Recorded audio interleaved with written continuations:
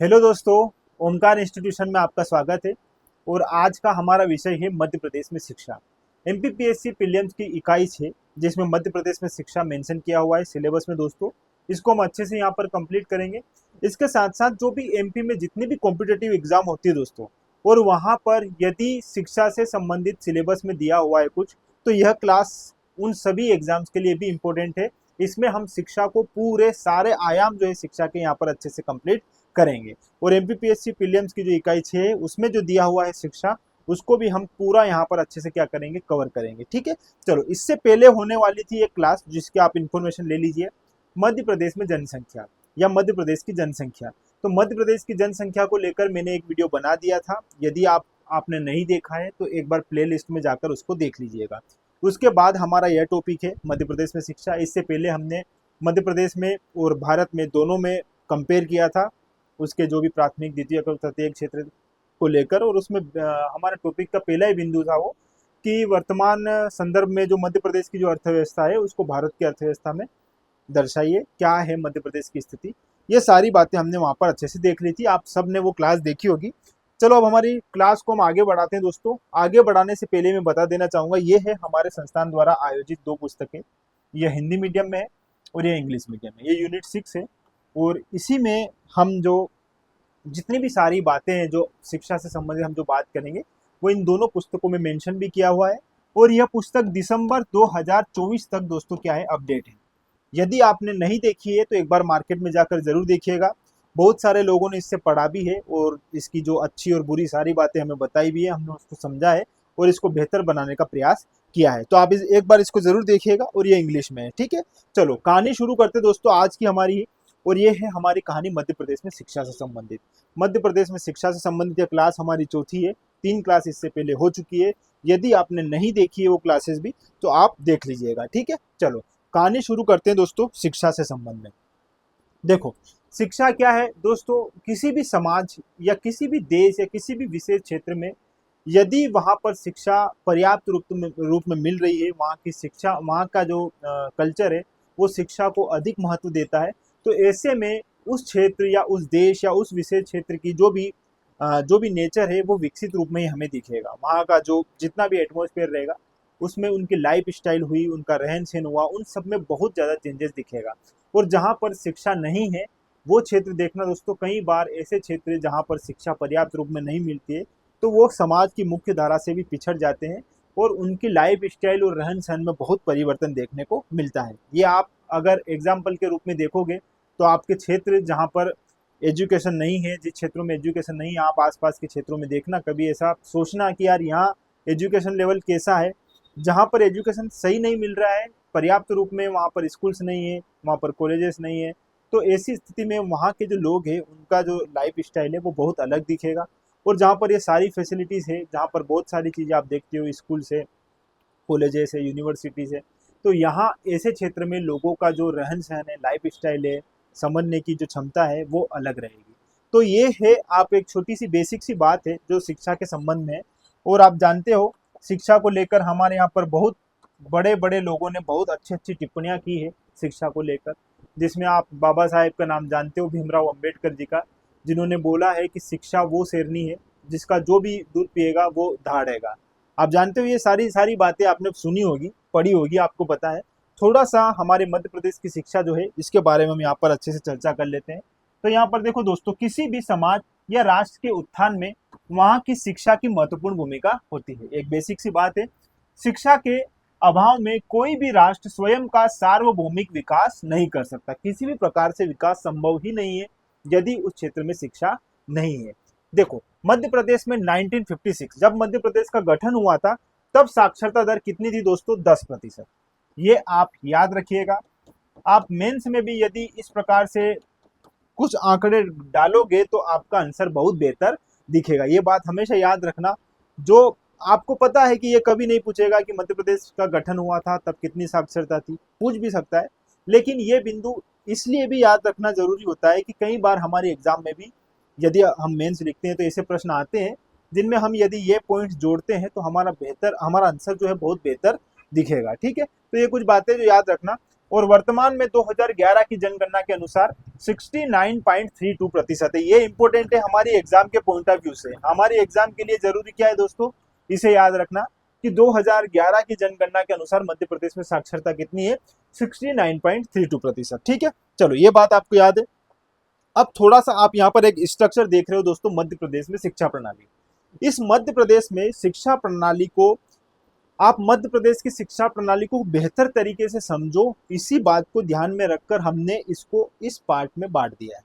देखो, सबसे पहले स्कूली शिक्षा, फिर उच्च शिक्षा, फिर तकनीकी शिक्षा और फिर है चिकित्सा शिक्षा। ये इस शिक्षा प्रणाली को पढ़ने का एक बेहतर तरीका है, याद करने का एक बेहतर तरीका है। यदि आप सीधे सीधे शिक्षा उठाओगे और पढ़ना शुरू करोगे तो आपको बहुत ज़्यादा कन्फ्यूजन होगा। लेकिन हमने क्या किया है, हमारी पुस्तक में भी आप देखोगे इसको इस तरह तोड़ दिया है कि आपको बहुत इजीली याद हो पाए। आपको मध्य प्रदेश में शिक्षा पढ़नी हो तो आप बस इस प्रकार से इसको 4 पार्ट में डिवाइड कर लो और फिर बेहतर तरीके से इसके सारे आयाम कवर कर लो। एक छोटी सी कहानी के माध्यम से मैं आपको एक संदेश देना चाहूँगा दोस्तों, जो आपकी एग्जाम के लिए और जीवन के किसी भी काम में अगर आप कुछ करना चाहते हो तो वो फॉर्मूला अपनाना बहुत हद तक सही रहता है। आप समझना, देखो ये क्लास हम शुरू करें उससे पहले ये कहानी समझना।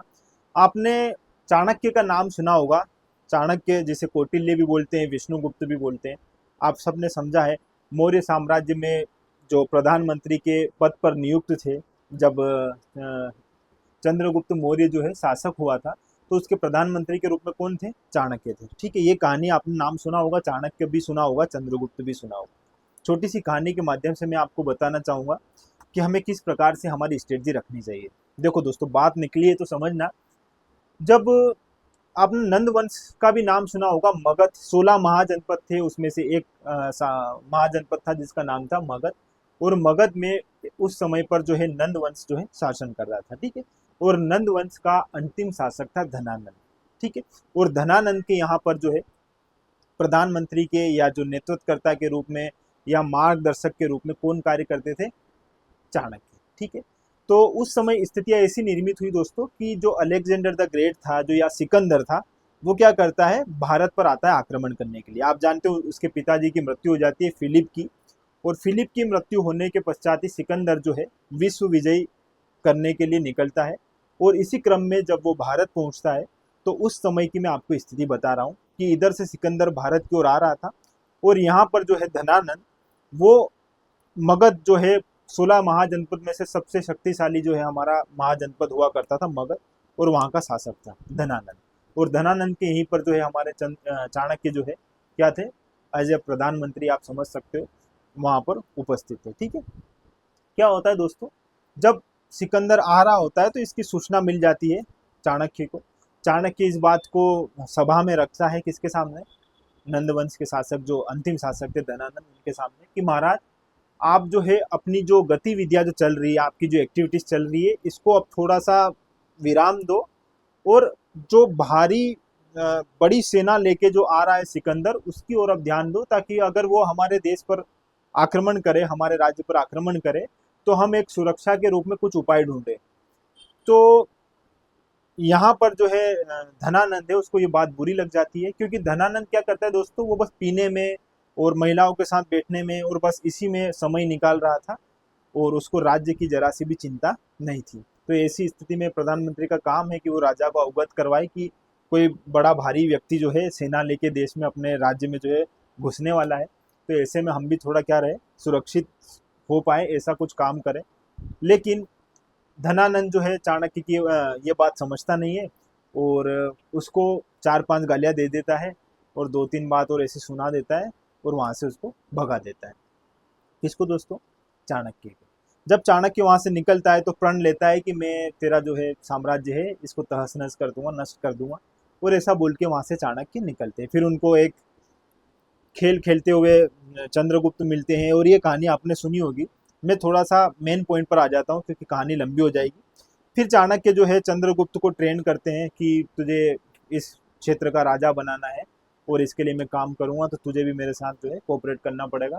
चंद्रगुप्त तो तेज था ही, चंद्रगुप्त ने भी जहाँ जहाँ जैसे जैसे उन्होंने विद्या दी, उनने वैसे वैसे वो सारी चीज़ें सीखी। ठीक है, फिर इनने छोटी सी एक टुकड़ी बनाई और टुकड़ी बनाकर धनानंद के यहाँ पर फिर आक्रमण करना चाहा। इन्होंने आक्रमण भी किया और ये पूरी तरीके से क्या हो गए, पराजित हो गए। जब पराजित हो गए तो वहां से लौटते हुए वापस आए और वापस आकर घर में ऐसे बैठे, तो घर में बैठे तो थाली लगाई गई खाने के लिए, चलो अब भोजन का टाइम हो गया है। तो भोजन जब सामने आता है तो भोजन में चावल ऐसे डले हुए रहते हैं, चावल, ठीक है। और जैसे ही वो चावल ऐसे गरम गरम रहते हैं और चंद्रगुप्त क्या करता है, उसको सीधे से ऐसे पकड़ता है और खाने की कोशिश करता है। तो ऐसे में चाणक्य के हाथ भी जल गए और मुंह भी जल गया। और उसी समय उनकी माता जो है वो उनको टोकती है कि बेटा अगर तू सीधे ऐसे हाथ चावल में डालेगा और सीधे ऐसे खाएगा तो तेरे हाथ जलेंगे नहीं तो क्या होगा, मुंह भी जलेगा, और जला भी सही, स्वाभाविक है। तो ये बात जो है किसके मन में क्लिक कर जाती है दोस्तों उस समय, चाणक्य के मन में। चाणक्य सोचता है यार हम भी तो यही कर रहे थे, हमने क्या किया, एक छोटी सी टुकड़ी लेके सीधा जो है धनानंद के यहाँ पर आक्रमण कर दिया, जो संभव था ही नहीं हमारे लिए जितना। तो जब चाणक्य ये सारी चीजें ऑब्जर्व करता है, देखता है कि यार हमने भी ये गलती कर दी, तो उस समय उसकी माँ वापस चंद्रगुप्त को बोलती है कि बेटा ये जो बाइट है, ये जो चावल है, इसको छोटा सा साइड से साइड में कर, थोड़ा सा ठंडा कर, फिर खा। ऐसे करके तू खाएगा तो ये पूरा जो जितना भी मैंने तुझे चावल दिया है तू अच्छे से खा पाएगा। तो ये बात जो है चाणक्य फिर जो है अपनी रणनीति में इसको शामिल करता है। वो क्या करता है, धीरे धीरे छोटे छोटे टुकड़ों को जीतता है, और टुकड़ों को जीतने के बाद वो है धीरे धीरे अपनी सेना बड़ी करता है, और फिर जो है वो धनानंद पर आक्रमण करता है और वहां उसको परास्त करके अपना साम्राज्य स्थापित करता है। मौर्य वंश की वहां पर स्थापना हो जाती है। ये सारी कहानी आपको पता है और प्रधानमंत्री बन जाएंगे चाणक्य, ठीक है। पूरी कहानी आपको समझ में आ गई होगी। लेकिन ये कहानी समझाने का, इस शिक्षा में इतिहास घुसाने का एकमात्र मेरा यही उद्देश्य था कि ये कहानी मैं आपको यहाँ पर बता पाऊँ। जब भी आप कोई सा भी सिलेबस पढ़ो, कोई सा भी सिलेबस आप पढ़ रहे हो, कोई सी भी एग्जाम की आप प्रिपरेशन कर रहे हो, तो आप किसी भी सिलेबस को एक साथ इतना बड़ा देखकर पढ़ना शुरू नहीं करें। आप उसको पहले उसके जो पॉइंट्स है छोटे छोटे पार्ट्स में उसको बांट लो, छोटे छोटे टारगेट्स बनाओ, फिर उसको कंप्लीट करो, फिर थोड़ा आगे बढ़ो, फिर आगे बढ़ो। यकीन मानो जब आपने छोटे छोटे टारगेट्स पूरे करना शुरू कर दोगे तो आपको जब लगेगा कि यार मैंने एक हफ्ते में या 5 दिन में या 4 दिन में मैंने इतना सारा पढ़ लिया, और यदि आप एक साथ पूरा सिलेबस पढ़ने की कोशिश करोगे तो आप बीच में ही कहीं बार, कितनी बार आप जो है रुक जाओगे। कई बार सोचोगे यार 4 बार पढ़ लिया है लेकिन अभी भी मैं वही हूँ, 8 बार पढ़ लिया लेकिन अभी भी कॉन्फिडेंस नहीं आ रहा है। तो ये कब आता है, ये कब होता है, जब हम एक साथ सारी चीज़ें पढ़ने की कोशिश करते हैं। टारगेट बनाओ कि मुझे इतना कंप्लीट करना है इतने टाइम में, बिल्कुल अच्छे से कंप्लीट हो जाएगा। और अगर कंप्लीट हो भी गया ना दोस्तों तो ऐसा कॉन्फिडेंस आएगा कि यार आगे जो है इसको मैं और जल्दी करूँ, इसको मैं और जल्दी करूँ, और पीछे पीछे चीज़ें सब अच्छे से कंप्लीट होती भी जा रही होगी।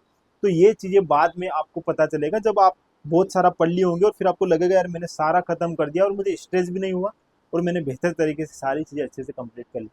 तो मैं भी आपसे यही कहना चाह रहा हूँ कि ये जो शिक्षा है इसको भी हमने इसी पॉइंट से बांटा है। हमने इसको 4 पॉइंट में ऐसे डिवाइड कर दिया, 4 पार्ट में।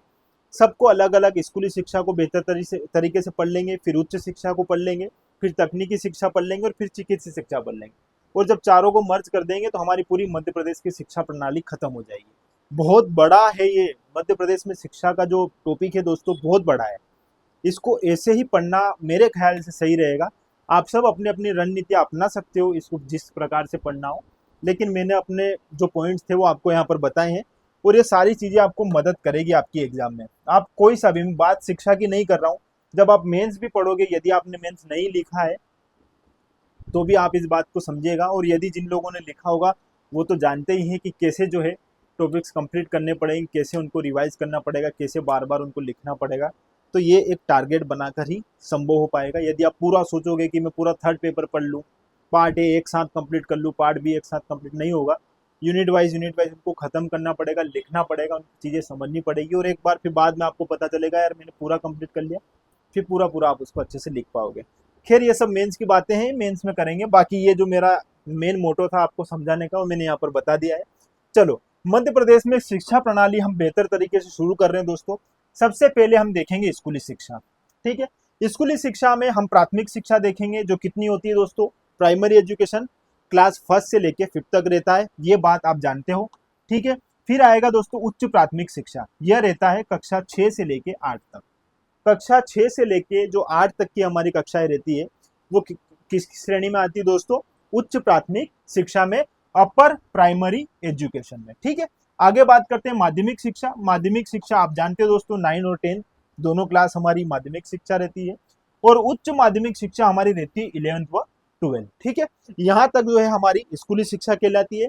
जब हम अकादमिक शिक्षा लेते हैं या जब हम व्यवसायिक शिक्षा लेते हैं तो यह शिक्षा हमारी उच्च शिक्षा की कैटेगरी में आती है। यदि आप तकनीकी शिक्षा में जाओगे तो आप स्किल सीखोगे, जहाँ पर टेक्नोलॉजी से संबंधित, जहाँ पर आपको जितनी भी स्किल से संबंधित जो भी बातें आ जाएगी वो आपकी तकनीकी शिक्षा में आ जाएगी। और यहाँ पर एक बेहतर बिंदु दिया है चिकित्सीय शिक्षा। ठीक है, मेडिकल एजुकेशन, जिसमें हम एलोपैथी शिक्षा देखते हैं, आयुर्वेद की शिक्षा देखते हैं, होम्योपैथी की शिक्षा देखते हैं।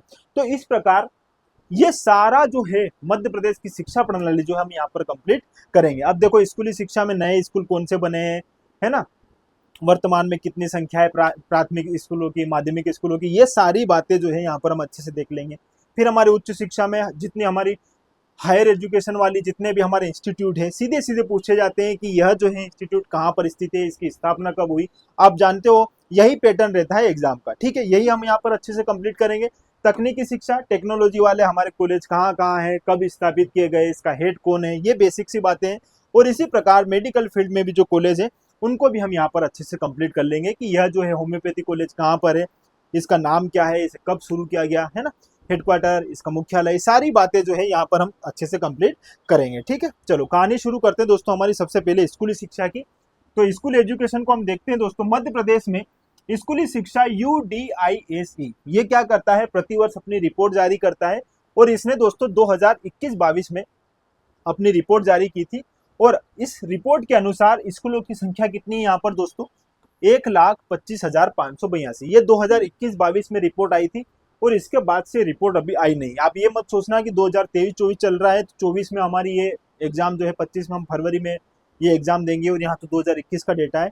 इसकी रिपोर्ट ही यही थी आखिरी। तो हमारे लिए इंपॉर्टेंट सिर्फ इस बात को ध्यान में रखना है कि स्कूलों की संख्या कितनी है, मोटा मोटा है, ज्यादा आपको यहाँ पर परेशान होने की जरूरत नहीं है। ठीक है, यदि कुल बच्चों की नामांकित संख्या मतलब दोस्तों एनरोल कितने हुए हैं, तो उनमें 1 लाख, मतलब ये कितने दोस्तों, 160 लाख, 160 लाख बच्चे जो है क्या हुए हैं, एनरोल हुए हैं।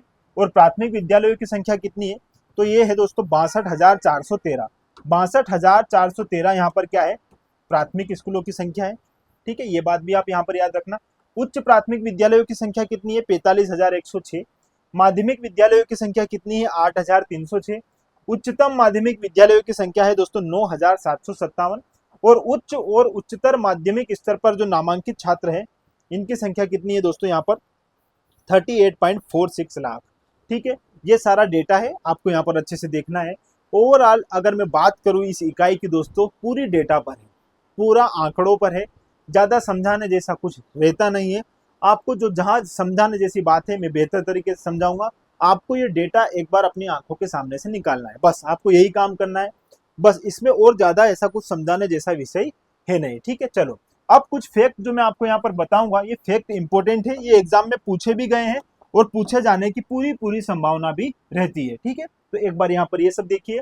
देखो, निःशुल्क एवं अनिवार्य बाल शिक्षा अधिकार अधिनियम 2009 का क्रियान्वयन मध्य प्रदेश में 2011 को निःशुल्क एवं अनिवार्य बाल शिक्षा अधिनियम अधिकार नियम 2011 के अंतर्गत किया गया। कब? 2011 में। ठीक है, ऑफिशियल है, कई जगह 2010 दिखेगा। आप मध्य प्रदेश के संदर्भ में बात करें दोस्तों कि मध्य प्रदेश में यह कब क्रियान्वित हुआ, तो मध्य प्रदेश में हुआ है 2011 में, याद रखना। ठीक है, चलो आगे बात करते हैं। मध्य प्रदेश अंतरिम बजट 2024-25, ये जो डेटा है हमारा क्या है, लेटेस्ट डेटा है दोस्तों, और ये अंतरिम बजट की मैं बात कर रहा हूँ। मध्य प्रदेश अंतरिम बजट 2024-25 के तहत सर्वाधिक राशि स्कूल शिक्षा हेतु कितनी हुई है दोस्तों, कितने करोड़ है ये, 13,003.96 करोड़ रुपए आवंटित किए गए हैं। तो ये है हमारी स्कूली शिक्षा हेतु। तो स्कूली शिक्षा हेतु कितना अमाउंट यहाँ पर जो है क्रियान्वित आवंटित किया गया है दोस्तों, 13,003.96 करोड़, याद रखना इंपोर्टेंट है। ठीक है, वर्ष 1994 में जिला प्राथमिक शिक्षा कार्यक्रम का प्रारंभ किया गया था। सीधे सीधे प्रश्न पूछे जाते हैं कि जिला प्राथमिक शिक्षा कार्यक्रम कब शुरू हुआ था, तो यह हुआ था 1994 में। ये इंपॉर्टेंट फैक्ट है कुछ जो आपको यहाँ पर याद रखने। फिर आगे बात करते हैं दोस्तों प्राथमिक से, जो प्राथमिक विद्यालय है ये किस दायरे में स्थापित किए जाते हैं, इंपॉर्टेंट है, सीधे सीधे प्रश्न बनते हैं। यकीन मानो आपको ये जानकारी होनी चाहिए कि प्राथमिक विद्यालय हेतु क्या जो है क्राइटेरिया होना चाहिए। देखो, प्रदेश में 1 किलोमीटर की परिधि में, मतलब जो 1 किलोमीटर का जो दायरा है इसकी मैं बात कर रहा हूँ, 1 किलोमीटर की परिधि में 40 विद्यार्थी उपलब्ध होने चाहिए। कितने दोस्तों? 40 स्टूडेंट्स यहाँ पर क्या होने चाहिए? उपस्थित होने चाहिए, उपलब्ध होने चाहिए। और जिनकी उम्र कितनी होनी चाहिए?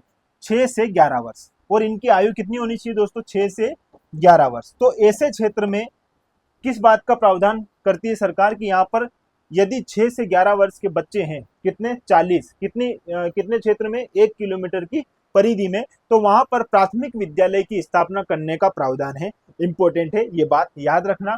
शिक्षा की गुणवत्ता सुधार में मध्य प्रदेश कौन से स्थान पर है दोस्तों? 2024 के संदर्भ में है ये बात कि शिक्षा की गुणवत्ता के सुधार में मध्य प्रदेश का कौन सा स्थान है? तो मध्य प्रदेश का स्थान है दोस्तों 5वां। ठीक है, ये है 5वां, इंपॉर्टेंट है, याद रखना पड़ेगा। थोड़ा सा ध्यान दे दीजिए, ये हमें ध्यान देने की बात कर रहे हैं कि थोड़ा सा ध्यान दे दो। तो किस बात पर ध्यान देने की बात कर रहे हैं? प्राथमिक कक्षाओं की शैक्षणिक उपलब्धियों में मध्य प्रदेश पूरे देश में कौन से स्थान पर है दोस्तों? 5वें स्थान पर। शिक्षा की गुणवत्ता सुधार में भी मध्य प्रदेश का स्थान 5वां है। और प्राथमिक कक्षाओं की बात कर रहा है दोस्तों, यहाँ पर प्राथमिक कक्षाओं की शैक्षणिक उपलब्धियों में मध्य प्रदेश को पूरे देश में कौन सा स्थान प्राप्त हुआ है? 5वां स्थान प्राप्त हुआ है। इंपॉर्टेंट है, ये फैक्ट भी आप यहाँ पर क्या कर लेना, याद रख लेना। अब मैं, जैसे हमने प्राथमिक विद्यालय का जो प्रावधान देखा था कि कितने क्षेत्र में ये जो है कितना क्राइटेरिया इसका, ऐसे ही हम माध्यमिक विद्यालय की भी बात कर लेते हैं। ठीक है, देखो दोस्तों, 3 किलोमीटर की परिधि में, वो 1 किलोमीटर में था, यह 3 किलोमीटर में है। ठीक है, तो 3 किलोमीटर की परिधि में 11 से 14 वर्ष के 12 विद्यार्थी उपलब्ध होने पर माध्यमिक विद्यालय की स्थापना करने का प्रावधान है। ये किसकी बात कर रहा है? माध्यमिक विद्यालय की। इंपोर्टेंट है, वर्ष 1965 में माध्यमिक शिक्षा मंडल की स्थापना स्वायत्त निकाय के रूप में की गई थी। आपसे कई बार एग्जाम में पूछा गया है और पूछा भी जा सकता है आगे भी कि माध्यमिक शिक्षा मंडल की स्थापना कब की गई थी। माध्यमिक शिक्षा मंडल की स्थापना कब हुई थी दोस्तों? 1965 में। ये डेट याद रख लेना, इंपॉर्टेंट है। आगे, माध्यमिक शिक्षा मंडल का मुख्यालय कहाँ है? भोपाल में। माध्यमिक शिक्षा मंडल का मैं सिर्फ मुख्यालय बोल रहा हूं, कहां पर है? भोपाल में। और इसका संभागीय कार्यालय कहां पर है? तो इसका संभागीय कार्यालय 7 क्षेत्रों में है।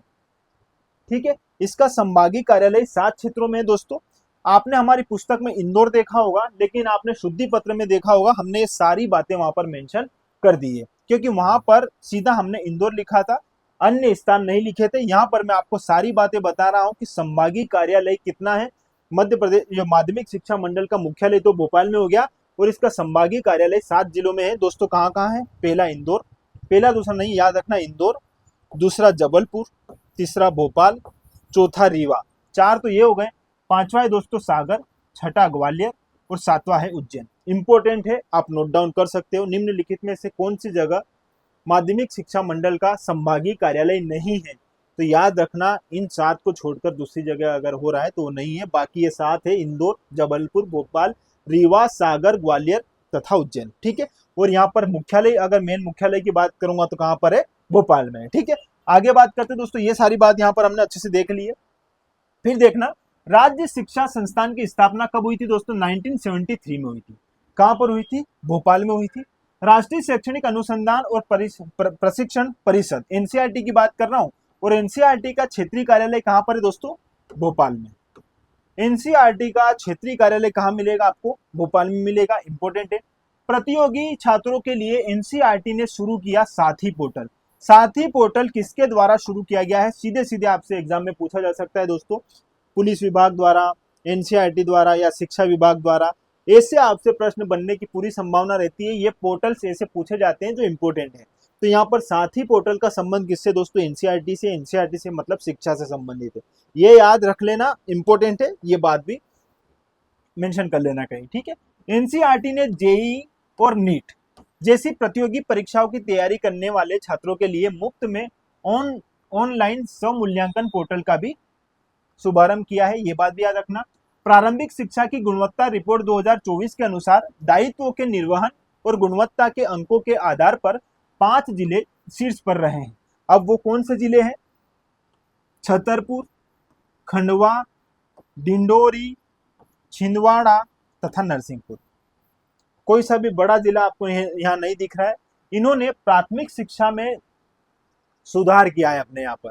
ठीक है, जो जो दायित्व है प्राथमिक शिक्षा को लेकर, जो भी मापदंड है उनका निर्वहन करने में ये 5 जिले शीर्ष पर रहे हैं, जिसमें छतरपुर है, खंडवा है, डिंडोरी है, छिंदवाड़ा है और नरसिंहपुर है। इंपॉर्टेंट है, याद रखना। कितने जिले दोस्तों? 5 जिले। ठीक है, आगे बात करते हैं राज्य सरकार की। राज्य सरकार ने रानी दुर्गावती, रानी अवंतिकाबाई, अन्य साहसी वीरांगनाओं की जीवनी पर आधारित पाठ्यक्रम को शासकीय विद्यालय में शामिल करने का निर्णय लिया गया। किसका? रानी दुर्गावती और रानी अवंतीबाई। इनका योगदान हमारे इतिहास में है, आप जानते हो दोस्तों। हमारी स्वतंत्रता में इन लोगों ने अपनी महत्वपूर्ण भूमिका निभाई है। ऐसे लोगों को याद रखना भी बहुत जरूरी है ना। तो ये सारी बातें याद रहे, बच्चे जो है इनके बारे में पढ़े, इसी बात को ध्यान में रखकर जो है इनकी जीवनी पर जो भी है आधारित पाठ्यक्रम जो है वो हमारे शासकीय विद्यालयों में अब क्या किया है? शामिल करने का निर्णय लिया गया है। ठीक है, प्रदेश में 313 विकास खंडों में कुल 730 स्कूलों को पीएम श्री स्कूल के रूप में विकसित किया जा रहा है। कितने दोस्तों? 730। 313 विकास खंडों में कुल 730 स्कूलों को क्या है? पीएम श्री स्कूल के रूप में चेंज किया जाएगा, विकसित किया जाएगा। ठीक है, ये बात आप यहाँ पर याद रखना। प्रदेश के स्कूलों में बच्चों में नशीली दवाओं और मादक पदार्थों के सेवन को रोकने के लिए प्रहरी क्लब गठित किया गया है। इंपॉर्टेंट है, प्रहरी क्लब का संबंध किससे दोस्तों? तो बच्चों में नशीली या पेय पदार्थ, जो ड्रिंक वाली जो चीजें हैं, इनको रोकने के लिए जो है क्या है, यह जो है क्लब जो काम कर रहा है। कौन सा क्लब है दोस्तों? प्रहरी क्लब। और इसका गठन किया गया है इन सब चीजों की रोकथाम हेतु। ठीक है, याद रखना। आगे, देश का पहला हेलीकॉप्टर पायलट ट्रेनिंग स्कूल कहाँ है दोस्तों? खजुराहो में आरंभ हुआ। ये देश का पहला है दोस्तों, याद रखना, खजुराहो में। इंपॉर्टेंट है, इंपॉर्टेंट बिंदु है, ये भी आप यहाँ पर अच्छे से याद रख लेना। ठीक है, नई शिक्षा नीति से भी यदि प्रश्न बने तो एक बार हम नई शिक्षा नीति को मोटा मोटा यहाँ पर देख लेते हैं। कई बार इसका पूछा जाता है, इसका प्रारूप क्या है या इसको प्रस्तुत करने वाली कौन से अध्यक्षता, किसकी अध्यक्षता में इसको गठित किया गया। ये छोटे छोटे बिंदु कई बार एग्जाम में पूछे जाते हैं। पहली बात तो याद रखना 2020 में आई। ठीक है, दूसरी बात दोस्तों, इसका प्रारूप कब प्रस्तुत हुआ? 29 जुलाई 2020। ये डेट पूरी है, ये पूरी डेट आप यहाँ पर याद रखना। इसकी अध्यक्षता, किसकी अध्यक्षता में ये नई शिक्षा नीति लाई गई? तो डॉक्टर के कस्तूरी रंजन द्वारा।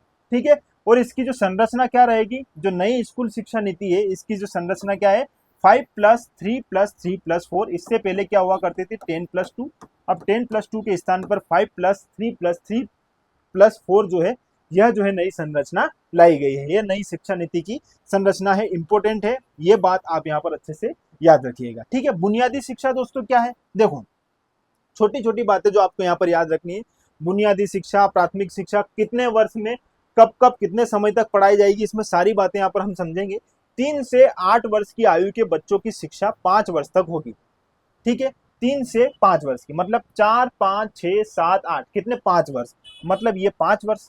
तो बुनियादी शिक्षा हमारी कितने वर्ष की रहेगी? 5 वर्ष। फिर प्राथमिक शिक्षा कितने? 3 वर्ष की। फिर माध्यमिक शिक्षा 3। इसी आधार पर यह जो है पैटर्न इसकी पुष्टि करेगा। ठीक है, तो यहाँ पर जो बुनियादी शिक्षा रहेगी ये 3 से 8 वर्ष की आयु के बच्चों की शिक्षा हेतु 5 वर्ष तक होगी।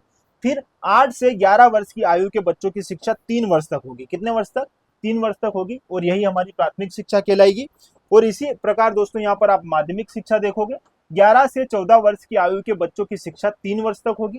ठीक है, और इसी प्रकार उच्च शिक्षा जो है, यह 14 से 18 वर्ष की आयु के बच्चों की शिक्षा 4 वर्ष की होगी। मतलब 3 यहाँ पर, 4 यहाँ पर। तो ये जो पैटर्न है दोस्तों, यहाँ पर जो आप देख रहे हो, ये 5+3+3+4, यही जो है हमारी संरचना है। और इसी के आधार पर जो है हमारी बुनियादी शिक्षा, प्राथमिक शिक्षा, माध्यमिक शिक्षा, उच्च शिक्षा सारी प्रदान की जाएगी। ठीक है, ये बात आप यहाँ पर अच्छे से याद रखना। नोट जो दिया है ये इंपॉर्टेंट है। यहाँ पर सकल घरेलू उत्पाद का 6% जो है शिक्षा पर खर्च किया जाएगा। दोस्तों याद रखना, 6% जो है यहाँ पर क्या दिया जाएगा? शिक्षा पर जीडीपी का जो है खर्च किया जाएगा। कितना? 6%। इंपॉर्टेंट है, ये बात भी आप यहाँ पर याद रख लीजिएगा। सारी बातें इंपॉर्टेंट है, आपके एग्जाम में इस प्रकार से प्रश्न बनते हैं और बनने की भी पूरी पूरी संभावना है। अगर बात करते हैं सैनिक स्कूल की दोस्तों, रक्षा मंत्रालय द्वारा मध्य प्रदेश के खरगोन जिले में सैनिक स्कूल बनाने की स्वीकृति दी गई है। ठीक है, यह प्रदेश का तीसरा स्कूल होगा। इससे पहले कहाँ पर है दोस्तों? रीवा पर है। रीवा में पहला सैनिक स्कूल बनाया गया, और दूसरा मालनपुर में बनाया गया है। और मालनपुर कहाँ पर है? भिंड में। और अब तीसरा कहां पर बनाने की स्वीकृति मिली है दोस्तों, यहाँ पर खरगोन में। ठीक है, तीनों फैक्ट इंपोर्टेंट है। सैनिक स्कूल के संबंध में आपसे इस प्रकार से प्रश्न बनने की संभावना है। ठीक है, फिर हम बात कर लेते हैं वाटर स्कूल की। प्रदेश का पहला व दुनिया का तीसरा वाटर स्कूल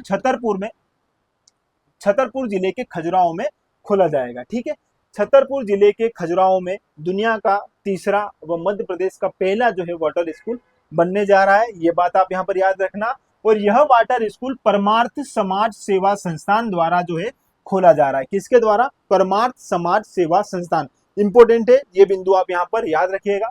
और आगे दोस्तों, मध्य प्रदेश का पहला आवासीय संस्कृत विद्यालय डिंडोरी जिले में स्थित है। इंपोर्टेंट है, ये बात आप याद रखना, प्रश्न बनता है ऐसा कि मध्य प्रदेश का पहला आवासीय संस्कृत विद्यालय कहां पर। मैं संस्कृत विद्यालय की बात कर रहा हूं दोस्तों, ये बात भी आप यहां पर अच्छे से याद रखना इसको कि मध्य प्रदेश का पहला आवासीय संस्कृत विद्यालय डिंडोरी जिले में स्थित है तथा प्रदेश का दूसरा आवासीय संस्कृत विद्यालय कहां पर खोला जा रहा है? रतलाम जिले में खोला जा रहा है। इंपोर्टेंट है, इस प्रकार से प्रश्न बनते हैं, याद रखना।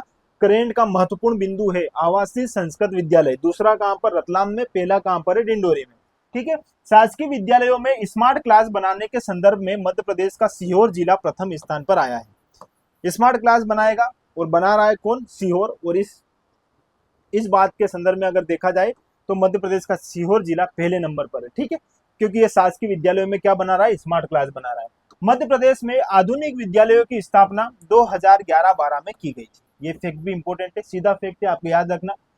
मध्य प्रदेश का एकमात्र आवासीय खेलकूद संस्थान कहां पर है दोस्तों? सीहोर में। यहाँ पर मैं आवासीय खेलकूद संस्थान की बात कर रहा हूं और यहाँ पर आवासीय संस्कृत विद्यालय की बात कर रहा हूं। आवाज को समझकर कहीं गलत मत कर देना।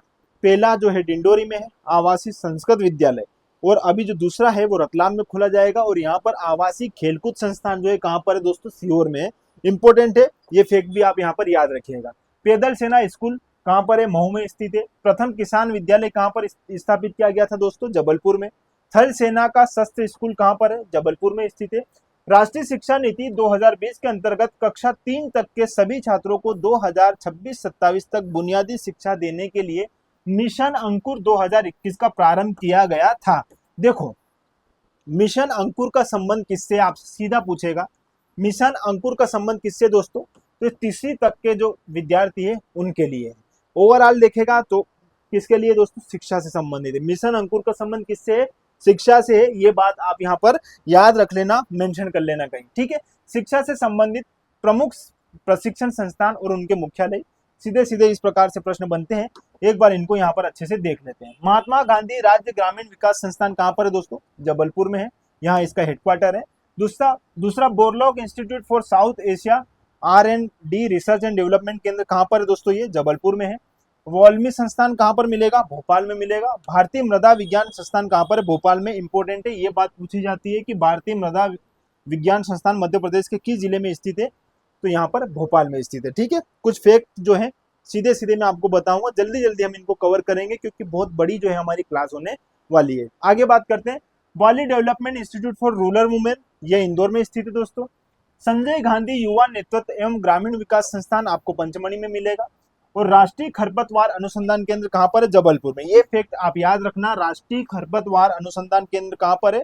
जबलपुर में। ये इंपोर्टेंट है, ये बात आप यहाँ पर याद रखना कि राष्ट्रीय खरपतवार अनुसंधान केंद्र नेशनल वीड रिसर्च सेंटर जो है कहां पर है? जबलपुर में। और यहाँ पर यह बात भी याद रखना, भारतीय मृदा विज्ञान संस्थान Indian institute of soil science, ये कहां पर है दोस्तों? भोपाल में। दोनों बात आप यहाँ पर याद रखना, दोनों इंपोर्टेंट है, दोनों से प्रश्न बन सकते हैं। ठीक है, अब समझना, ये फैक्ट सारे इंपोर्टेंट है। भारतीय वन प्रबंधन संस्थान कहां पर है दोस्तों? भोपाल में है। ठीक है, स्कूल ऑफ रूरल मैनेजमेंट ये कहां है? रतलाम में है। महान नोबिस क्रॉप फॉस्फेट रिसर्च सेंटर कहां पर है? दिल्ली में है। सुंदरलाल पटवा राष्ट्रीय नगरीय प्रबंधन संस्थान कहां पर मिलेगा? भोपाल में। कस्तूरबा ग्राम रूरल इंस्टीट्यूट कहां पर मिलेगा दोस्तों? इंदौर में। और नटनागर शोध संस्थान मध्य प्रदेश, ये जो है हमारा मंदसौर जो है, मंदसौर में सीतामाऊ में जो है आपका नटनागर शोध संस्थान मिलेगा। ठीक है, ये फैक्ट जो है कुछ इंपोर्टेंट है, आपको याद रखना है। ये तकनीकी वाला आ गया है, इसकी यहाँ आवश्यकता नहीं है, हम इसको आगे देख लेंगे। ठीक है, चलो बात करते हैं सीएम राइज स्कूल की। ठीक है, अभी हमारी स्कूली शिक्षा ही चल रही है, वो तकनीकी शिक्षा का बिंदु था, तकनीकी शिक्षा को तकनीकी शिक्षा में पढ़ेंगे। यहाँ पर है CM rise school. CM rise school एक नजर में देख लेते हैं, इंपोर्टेंट है। सबसे पहले इसकी शुरुआत हुई है दोस्तों 21 जून 2021 से। ठीक है, कब से? 21 जून 2021 से जो है इसका प्रारंभ हुआ है सीएम राइज स्कूल का। ठीक है, अपने द्वितीय चरण में इसका लक्ष्य 2024 से 2031 तक राज्य की प्रत्येक बस्ती में लगभग 15 किलोमीटर के दायरे में एक उच्च गुणवत्ता वाला स्कूल प्रदान करवाना है। कितने किलोमीटर के दायरे में दोस्तों? ये है 15 किलोमीटर के दायरे में। अभी इनने अपना लक्ष्य निर्धारित किया है अपने द्वितीय चरण में 2024 से 2031 तक जो है इनका यह लक्ष्य रहेगा, जिसमें 15 किलोमीटर के दायरे में एक बेहतर और उच्च गुणवत्ता वाला स्कूल क्या करना है? उपलब्ध करवाना है। ठीक है, चलो आगे बात करते हैं।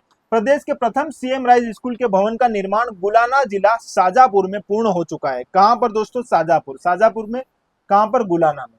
ठीक है, तो यहाँ पर प्रदेश का पहला सीएम राइज स्कूल भवन निर्मित हो चुका है। ठीक है, जिसका लोकार्पण 17 जुलाई 2023 को हो चुका है।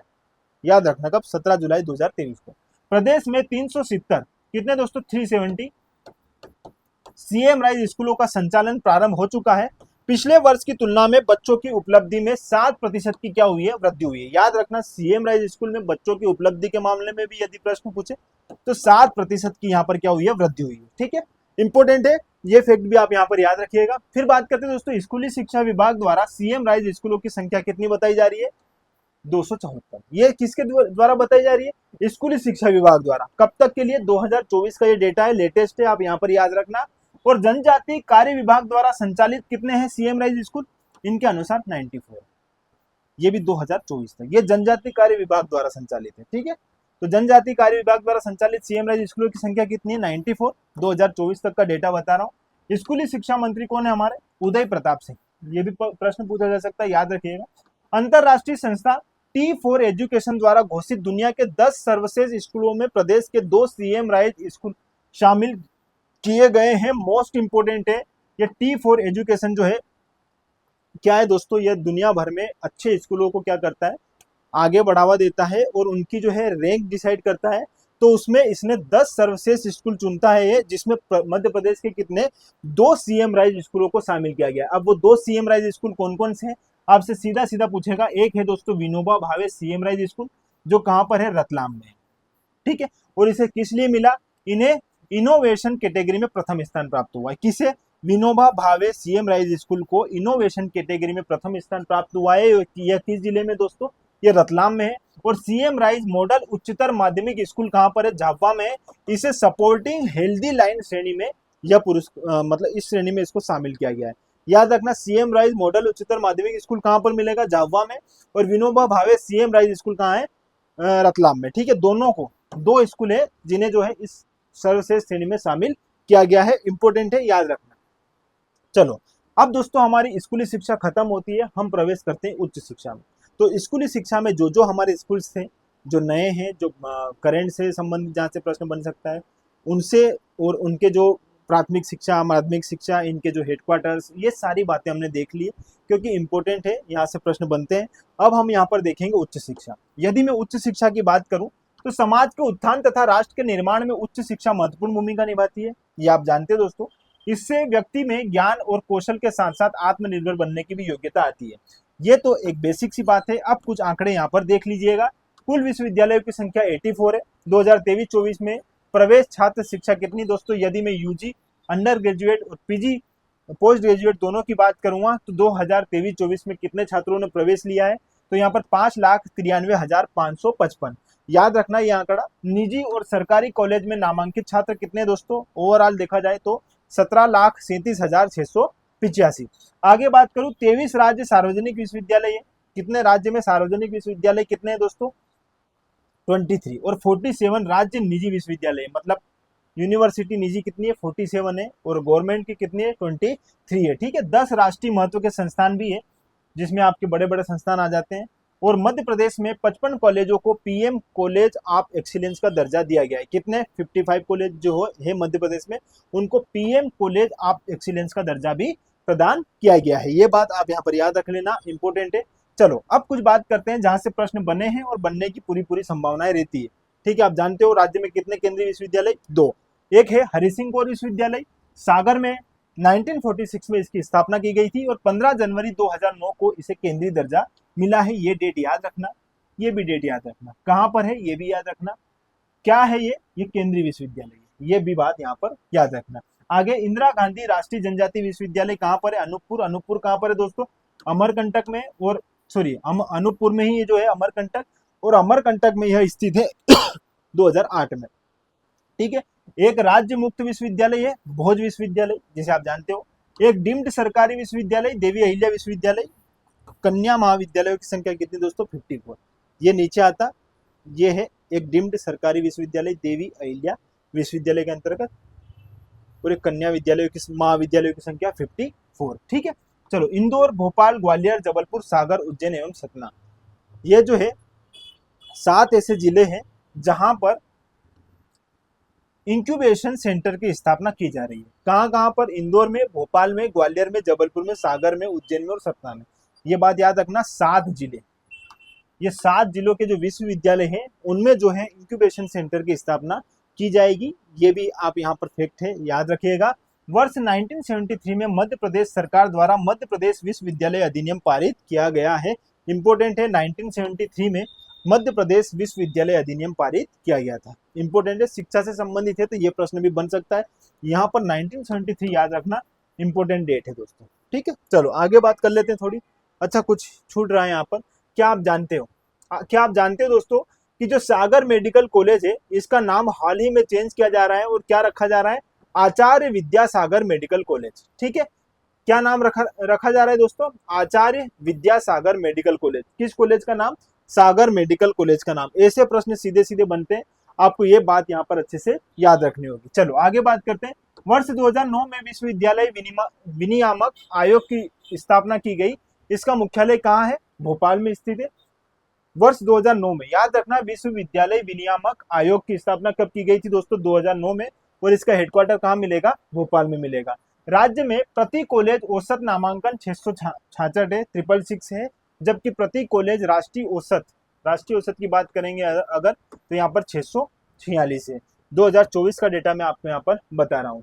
मध्य प्रदेश के अमरकंटक, जो अनूपपुर के अंतर्गत आता है, इसमें आदिवासियों पर शोध के लिए 2008 में इंदिरा गांधी राष्ट्रीय आदिवासी विश्वविद्यालय खोला गया है, जिसे केंद्रीय विश्वविद्यालय का दर्जा दिया गया है। हमने थोड़ी देर पहले इसको देख लिया था।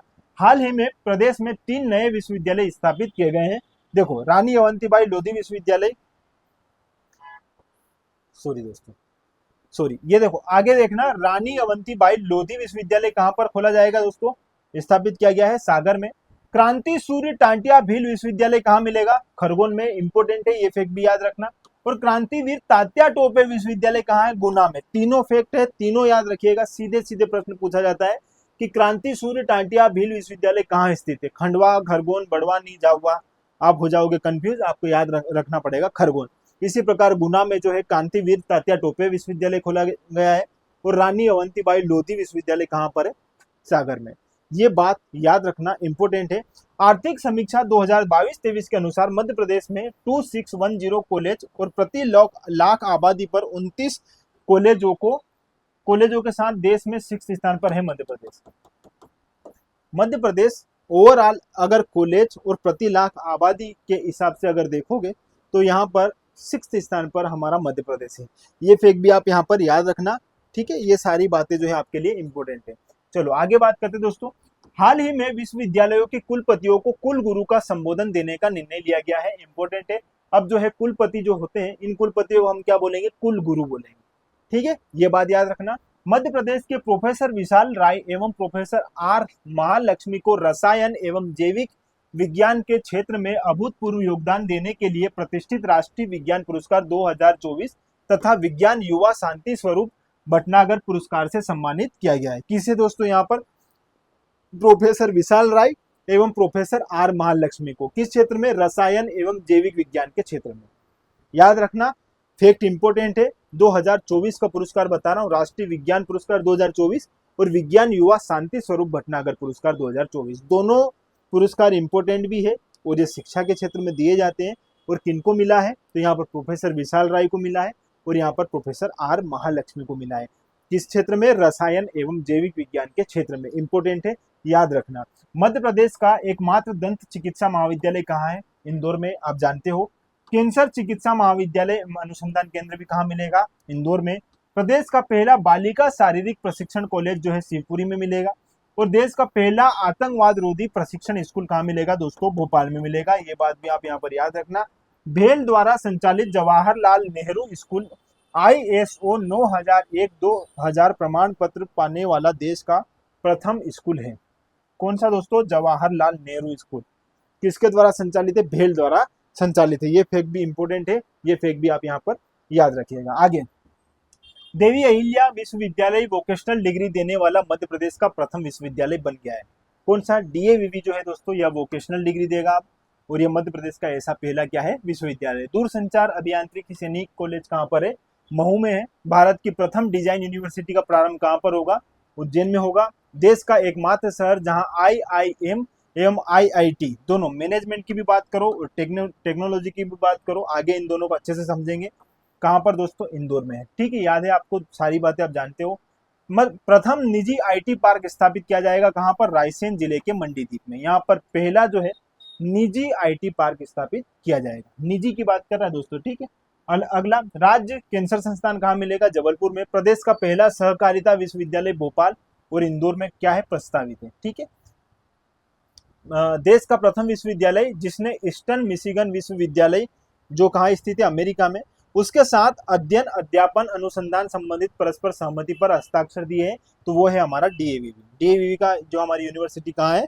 इंदौर में है। ये बात आप अच्छे से जानते हो। प्रदेश का पहला आदिवासी मेडिकल कॉलेज कहाँ खोला जाएगा? खंडवा में खोला गया है। ठीक है। प्रदेश का प्रथम राष्ट्रीय मानसिक स्वास्थ्य पुनर्वास संस्थान स्थापित किया जाएगा सीहोर में। थल सेना शिक्षक प्रशिक्षण कॉलेज व केंद्र कहाँ है दोस्तों? पंचमढ़ी में। और मध्य प्रदेश का प्रथम यूनानी चिकित्सा महाविद्यालय कहाँ है? बुरहानपुर में। पहले इसका नाम क्या हुआ करता था? सेफिया हमीदिया तिबिया यूनानी महाविद्यालय। दोस्तों, ये सारे फैक्ट मैं आपको जल्दी जल्दी आपकी नजरों के सामने से निकले, इसलिए बस फास्ट फास्ट आपको क्या करवा रहा हूँ? रीड करवा रहा हूँ।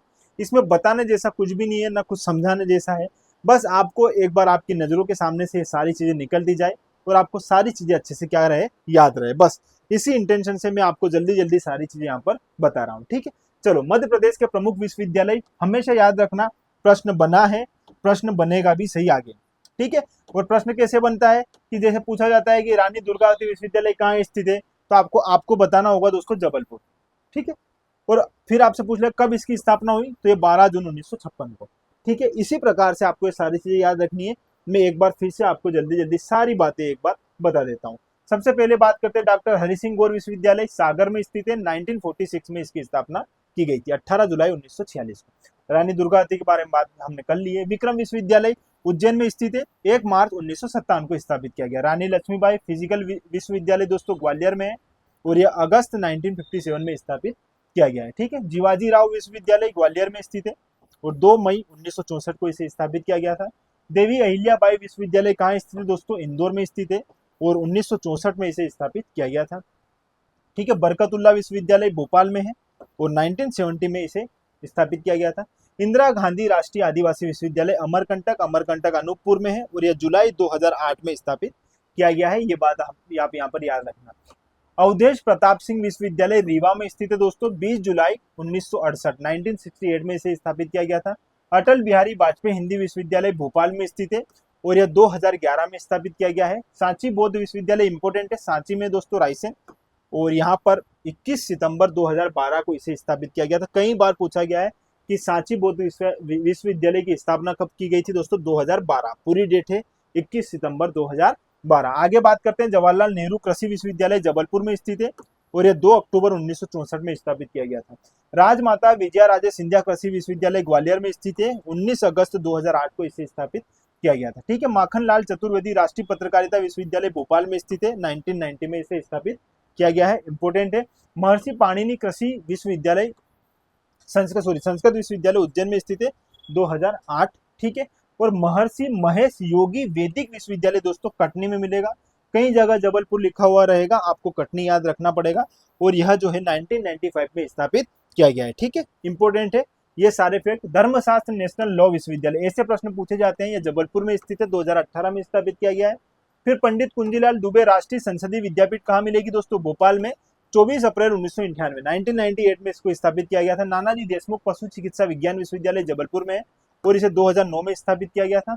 और पंडित शंभुनाथ शुक्ला जी जो है विश्वविद्यालय, इनका जो है यह शहडोल में है और यह 2016-17 में स्थापित किया गया था। ये फैक्ट है, इनमें मैं कुछ बता नहीं पाऊंगा, आपको केवल एक बार अपनी अपनी अपनी क्षमताओं के अनुसार इनको पढ़ना है और याद रखना है। ठीक है, चलो आगे बात कर लेते हैं कुछ महत्वपूर्ण तथ्यों की जो आपकी एग्जाम के लिए जरूरी है और यहाँ से प्रश्न बनते हैं।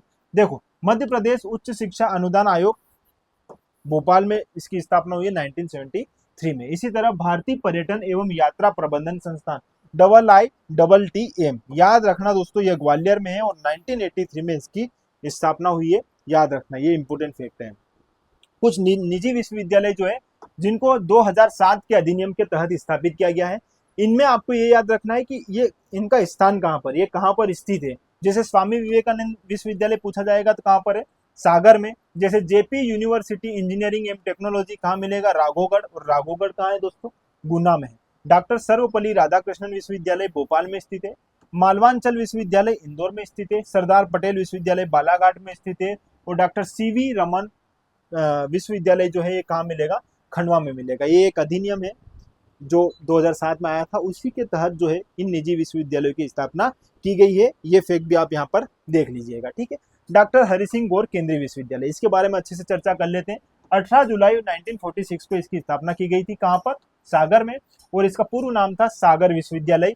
1983 में इसका नाम डॉक्टर हरि सिंह गौर विश्वविद्यालय कर दिया गया। ये बात याद रखना, इसका नाम परिवर्तन कब हुआ, 1983 में। ठीक है, और क्या कर दिया गया, डॉक्टर हरि सिंह गौर विश्वविद्यालय, इंपोर्टेंट है, ये फैक्ट यहाँ पर याद रखना।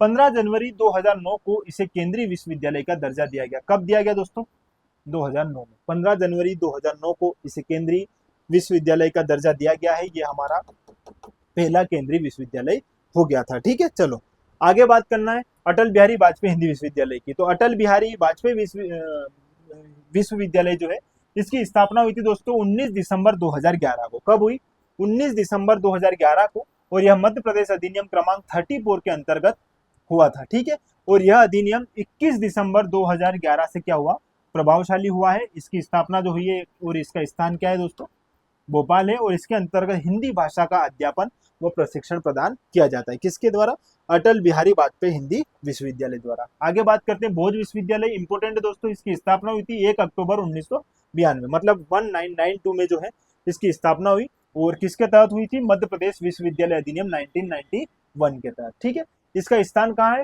भोपाल में है, और इसका उद्घाटन राष्ट्रपति शंकर दयाल शर्मा जो है हमारे राष्ट्रपति रहे, उनके द्वारा 19 अक्टूबर 1992 को की गई थी। ठीक है, अब देखो इसके तहत जो इसकी स्थापना हुई थी और इसका उद्घाटन फिर कब हुआ था दोस्तों, 19 अक्टूबर 1992 को। आपको अक्टूबर 1992 याद रखना है भोज विश्वविद्यालय के संदर्भ में। यह देश का दूसरा सबसे बड़ा खुला विश्वविद्यालय है। तो पहला कौन सा है, पहला है इंदिरा गांधी राष्ट्रीय मुक्त विश्वविद्यालय, जो कहाँ पर है, नई दिल्ली में। ठीक है, ये कुछ फैक्ट है जो आपको यहाँ पर याद रखने हैं। आगे बात कर लेते हैं, ये हमने बात कर ली है, ये स्लाइड सेकेंड टाइम आ गई है, तो इसका हम फिर से चर्चा नहीं करेंगे। ठीक है, अब मध्य प्रदेश की प्रमुख सृजन पीठ, उच्च शिक्षा के लिए और इन शिक्षा के क्षेत्र में सृजन पीठ का जो गठन किया जाता है, अब ये कहाँ कहाँ है, आपसे सीधा सीधा प्रश्न पूछा जाता है, और ये किससे संबंधित। देखो यहाँ पर मैं सृजन पीठ की बात करूंगा और यहाँ पर इनके स्थान की बात करूंगा। तो जो प्रेमचंद सृजन पीठ जो है आपको कहाँ मिलेगी, विक्रम विश्वविद्यालय में मिलेगी, और विक्रम विश्वविद्यालय कहाँ है, उज्जैन में है। ठीक है, इसी प्रकार निराला सृजन पीठ बरकतुल्ला विश्वविद्यालय भोपाल में, मुक्ति बोध सृजन पीठ हरि सिंह गौर विश्वविद्यालय सागर में, सुभद्रा कुमारी चौहान सृजन पीठ रानी दुर्गावती विश्वविद्यालय जबलपुर, बाल साहित्य सृजन शोध पीठ इंदौर, तुलसी सृजन पीठ चित्रकूट, यह प्रस्तावित है दोस्तों। चित्रकूट कहाँ है, सतना में है।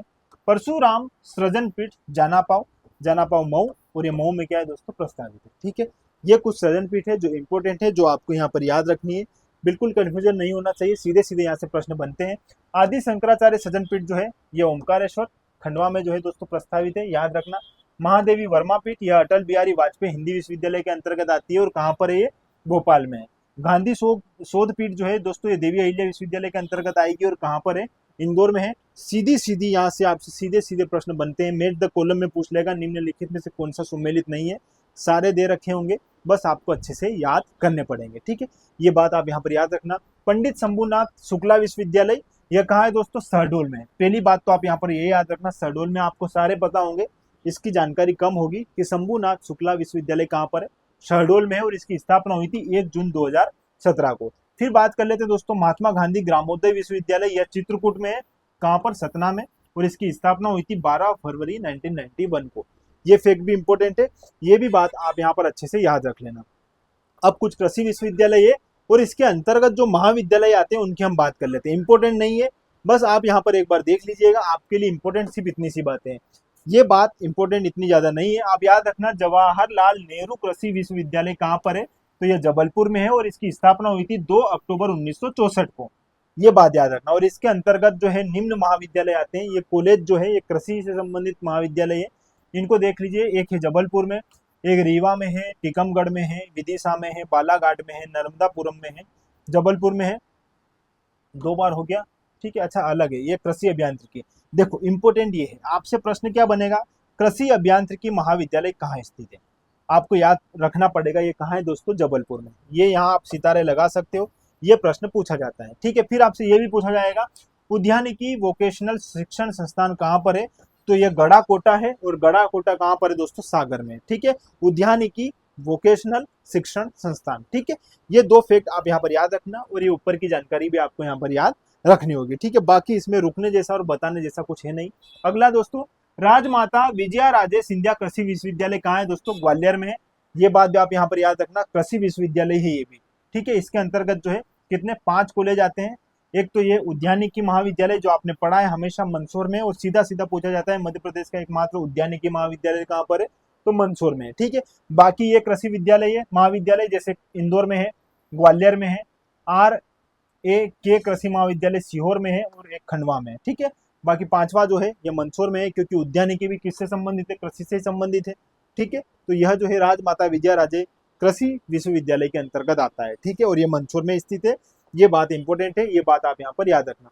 कुछ प्रस्तावित है, इन प्रस्तावित विश्वविद्यालयों की भी हम यहाँ पर अच्छे से चर्चा कर लेते हैं। मध्य प्रदेश आर्थिक समीक्षा 2023-24 के अनुसार सागर, खरगोन तथा गुना, कहां पर दोस्तों? सागर में, खरगोन में तथा गुना में नवीन विश्वविद्यालयों को स्वीकृति मिल गई है। अब यहाँ पर भी जो है नवीन विश्वविद्यालय क्या है?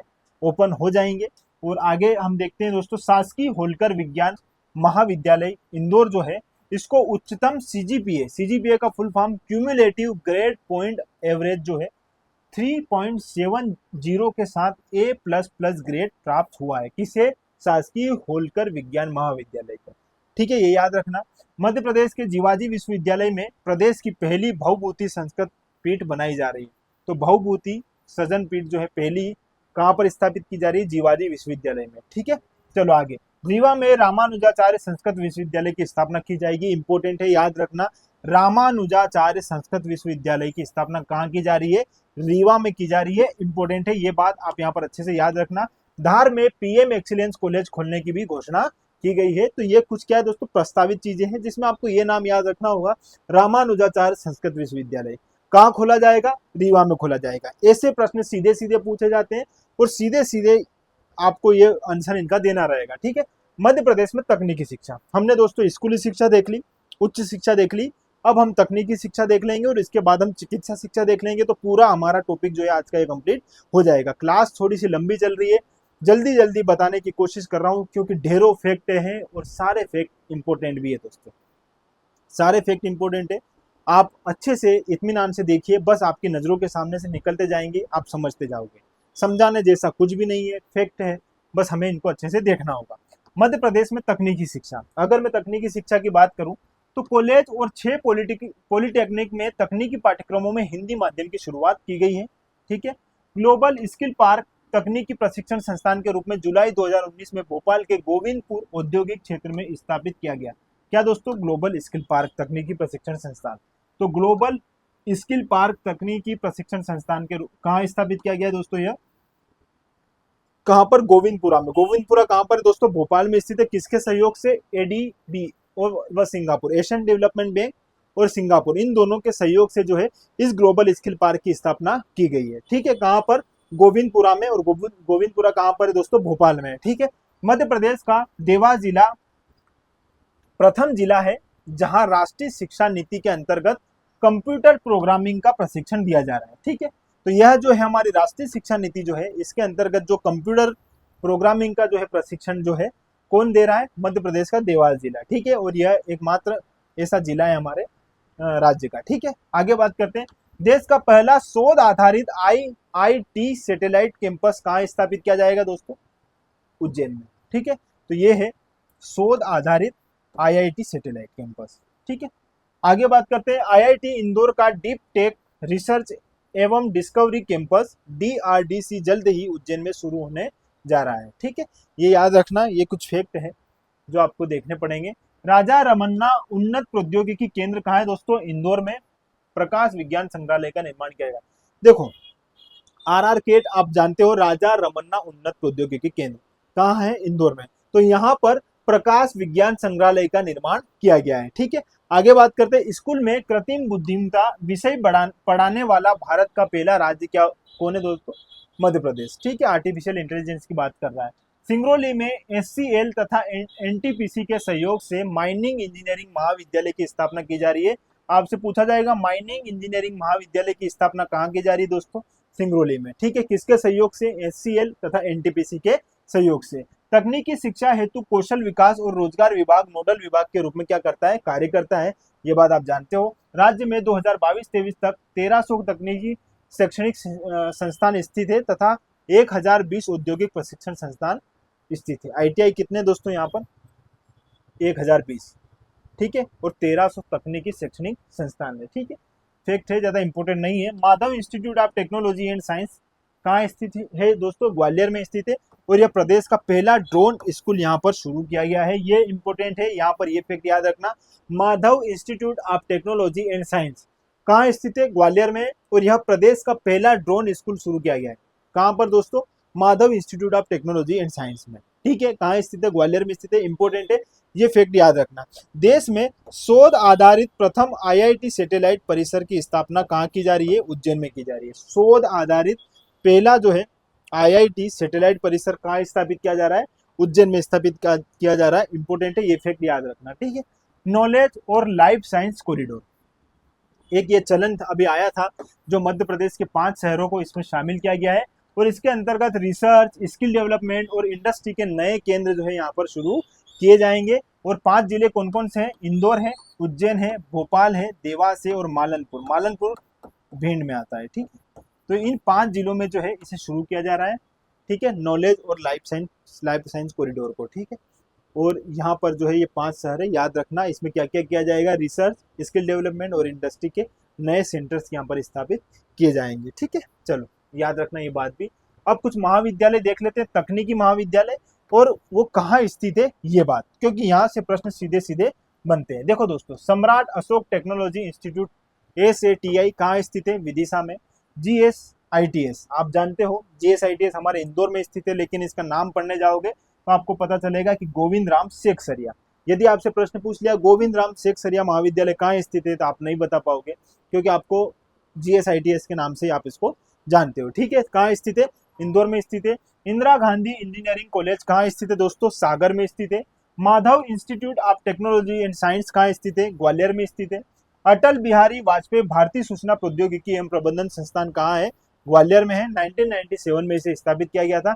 Indian institute of technology IIT Indore में वर्ष 2009 में स्थापित किया गया। और मध्य प्रदेश का पहला जो है हमारा IIT यही है, इंदौर में, ठीक है। और एकमात्र भी यही है। Maulana Azad college of technology मनीत, ये जो है भोपाल में स्थापित किया गया 1960 में। और भारतीय सूचना प्रौद्योगिकी अभिकल्पन एवं विनिर्माण संस्थान IITDMJ जो है ये जबलपुर में स्थापित किया गया है 2005 में। इंपॉर्टेंट है, याद रखना। सामाजिक शोध संस्थान कहाँ स्थित है दोस्तों? उज्जैन में। नटनागर शोधन संस्थान सीतामाऊ मंसूर, इससे पहले हम देख चुके हैं। National institute of fashion technology कहाँ स्थित? भोपाल में। Indian institute of science education and research जो है ये हमारा कहाँ स्थित है दोस्तों?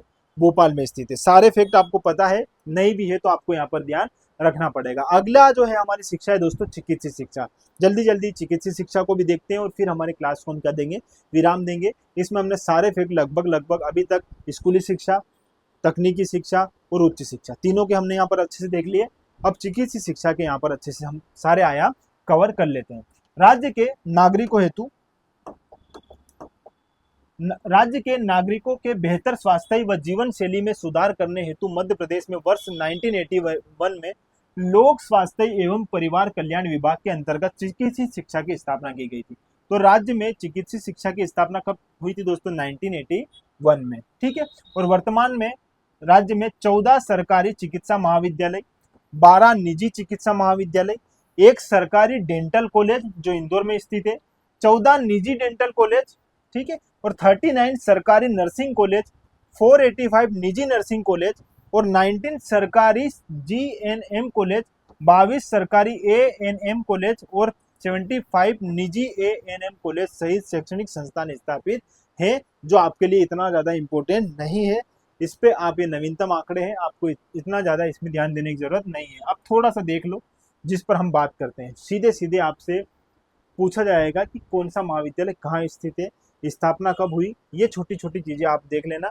ये सारा डेटा जो है नवीनतम डेटा है। इसमें कुछ कुछ चीजें ऐसी रहती है जो फैक्चुअल आपको जानकारी होनी चाहिए, लेकिन उनका एग्जाम से कोई इतना लेना देना नहीं रहता है। जैसे मध्य प्रदेश वर्तमान में 14 सरकारी चिकित्सा महाविद्यालय का संचालन कर रहा है।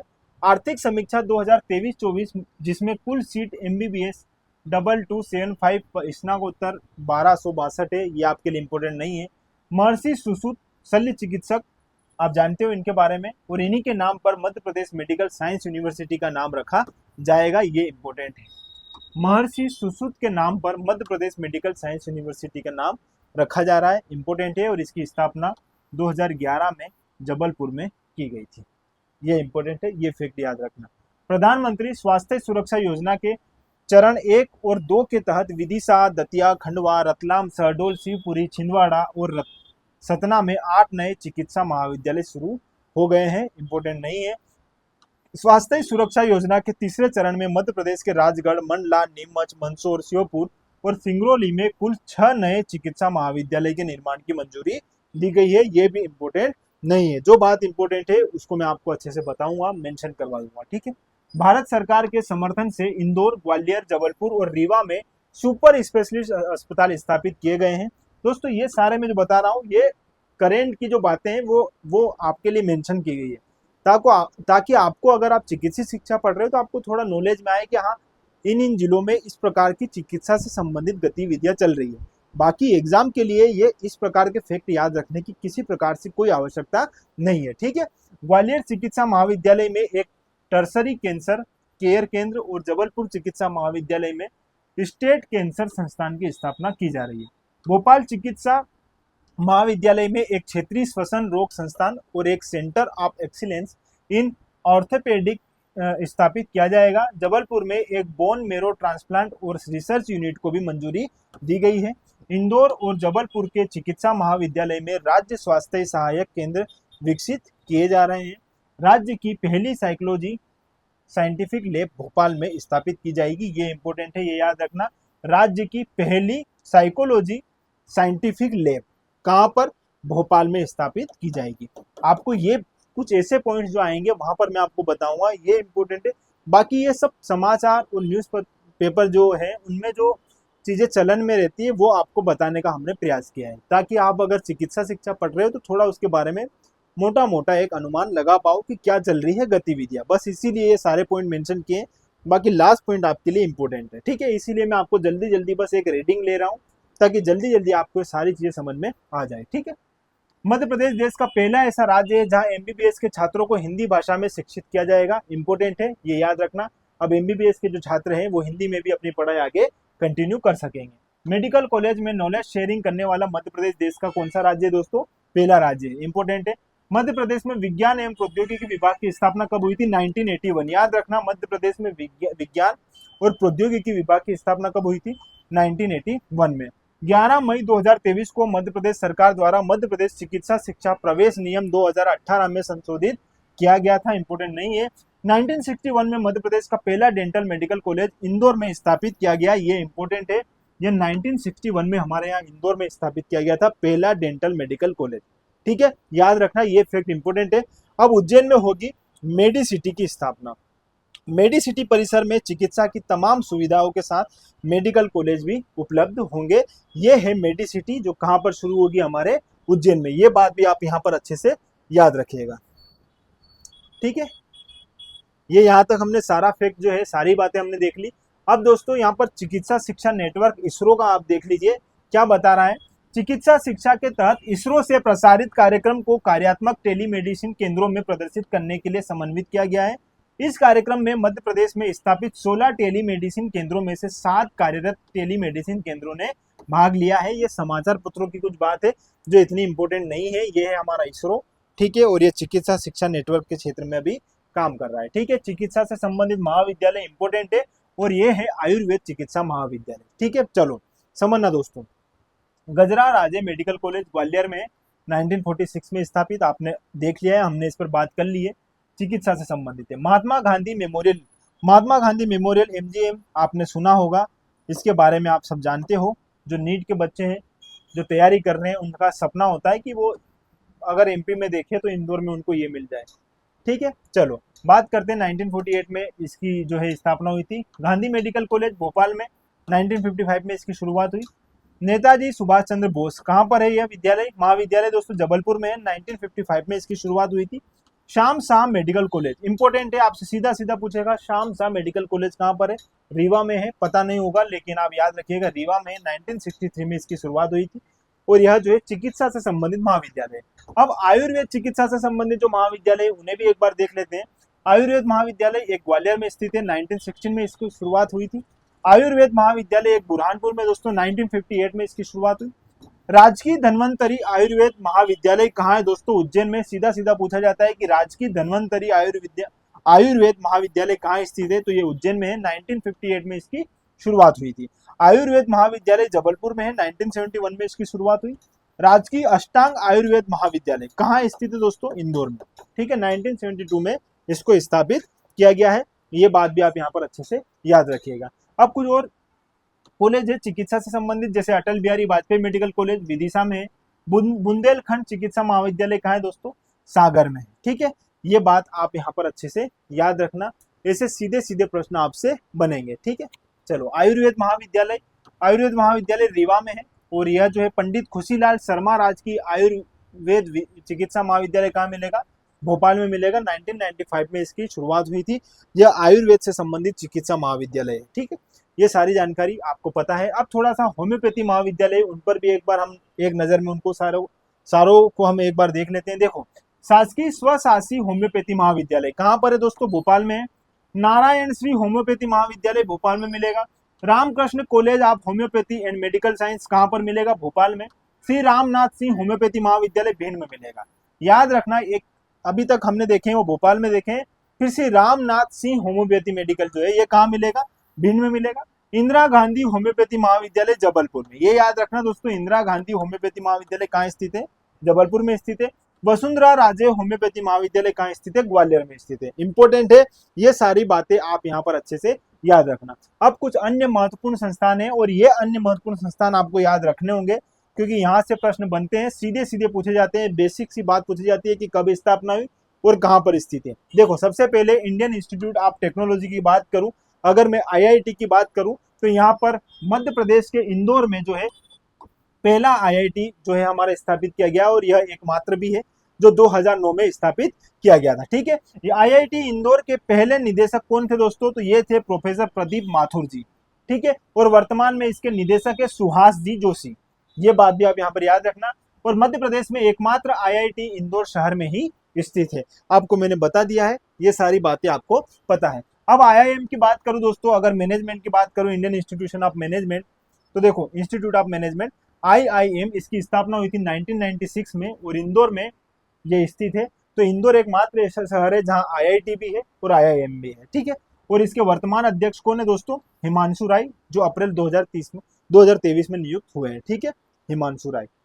आगे बात करते हैं, अखिल भारतीय आयुर्विज्ञान संस्थान एम्स, ये है 2012 में स्थापित और यहाँ पर कहाँ स्थित है दोस्तों, ये भोपाल में स्थित है और इसका नामकरण राजमाता विजया राजे सिंधिया के नाम पर प्रस्तावित है, ठीक है। राजमाता विजया राजे सिंधिया के नाम पर प्रस्तावित कौन सा कॉलेज है, अखिल भारतीय आयुर्विज्ञान संस्थान एम्स, ठीक है। ये हमारे भोपाल का एम्स है, 2012 में इसे स्थापित किया गया था, ठीक है। चलो रुस्तम जी आर्म पुलिस ट्रेनिंग कॉलेज, ये कहाँ पर स्थित है दोस्तों, 1980 में स्थापित किया गया, जो इंदौर में स्थित है और यह 1988 में इसे पुलिस ट्रेनिंग महाविद्यालय का दर्जा भी दिया गया है। कब, 1988 में पुलिस ट्रेनिंग इंस्टीट्यूट के नाम से इसकी स्थापना की गई थी। आगे है हमारा बिंदु भारतीय सूचना प्रौद्योगिकी एवं प्रबंधन संस्थान IIITM। इंपोर्टेंट है दोस्तों, 1997 में ग्वालियर में इसे स्थापित किया गया था। इसका पूरा नाम देखना, Indian institute of information technology and management. ठीक है, कहाँ स्थित है? ग्वालियर में स्थित है। और इसे अटल बिहारी वाजपेयी भारतीय सूचना प्रौद्योगिकी एवं प्रबंधन संस्थान भी कहा जाता है। दोनों नाम एक ही है, याद रखना। 1997 में स्थापित किया गया था, कहाँ पर? ग्वालियर में स्थापित किया गया था। इंपोर्टेंट है, ये फैक्ट भी यहाँ पर ध्यान रखना। उच्च शिक्षा उत्कृष्टता संस्थान, ये कहाँ स्थित है दोस्तों? भोपाल में स्थित है। 1995-96 में इसे स्थापित किया गया था। ठीक है, फुल फॉर्म अगर देखोगे तो institute for excellence in higher education. ठीक है, याद रखना, institute in for excellence in higher education. IIFM की मैं बात करूं, भारतीय वन प्रबंधन संस्थान की बात करूं, कितनी बार एग्जाम में डेट पूछी गई है? 1982 याद रखना। कहाँ स्थित है? भोपाल में, ये बात भी आप यहाँ पर याद रखना। और भारत भवन के वास्तुकार रहे चार्ल्स कुरिया, उन्हीं ने जो है इसको जो क्या किया है, डिजाइन किया है। ये बात भी आप यहाँ पर अच्छे से मेंशन कर लेना, यहाँ से ये सीधा सीधा प्रश्न बन सकता है। ठीक है, चलो आगे बात करता हूं दोस्तों। भीमराव अंबेडकर सामाजिक विज्ञान संस्थान जो है, यह इंदौर के मऊ में स्थित है। और कब इसकी स्थापना हुई थी? 1988 में, 14 नवंबर 1988 को जो है इसकी क्या हुई है दोस्तों? स्थापना हुई है। और इसे वर्ष 2016 में विश्वविद्यालय का दर्जा भी दिया गया था। ठीक है, लक्ष्मीबाई राष्ट्रीय शारीरिक संस्थान इंपोर्टेंट है, ग्वालियर में स्थित है। 1957 में इसकी स्थापना की गई थी। और यह प्रदेश का पहला शारीरिक प्रशिक्षण संस्थान है, जो कहां पर स्थित है दोस्तों? ग्वालियर में स्थित है। इंपोर्टेंट है, ये बात भी आप यहां पर याद रखना। आगे पंडित